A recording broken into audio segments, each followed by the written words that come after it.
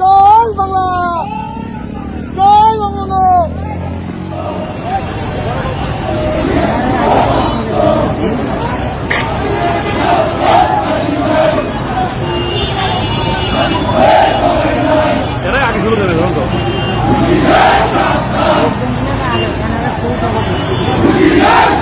মনে করি সাবেক প্রধানমন্ত্রী শেখ হাসিনা একজন নিরাপরাধ ব্যক্তি এবং তার বিরুদ্ধে যে সমস্ত চার্জ জানিতে হয়েছে যে চার্জগুলি সঠিক নয় এবং সাক্ষ্য প্রমাণেও তা প্রমাণ করতে সক্ষম হন আমার অভিমত। অতএব এই সাবেক প্রধানমন্ত্রী শেখ হাসিনা এবং আসাদুজ্জামান খান কামাল ওনারা আমলিক সরকার থাকতে 6 টাকা খাইছি, এখন খাইতে 8 টাকা। ডক্টর ইউনূস ক্ষমতা বইছে, আমলিকও ভালো, শেখ হাসিনাও ভালো, খালেদা জিয়া হলে পকেট করবো, ডক্টর ইউনূসও ব্যাক করবে, সবাই এই অবস্থা।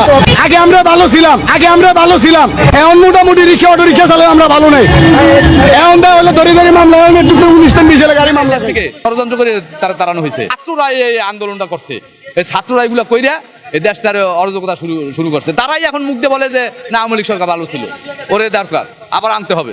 সমন্বয়করা কিছুই করতে না, এক একজন টাকার মালিক হয়েছে, অনেক টাকার মালিক।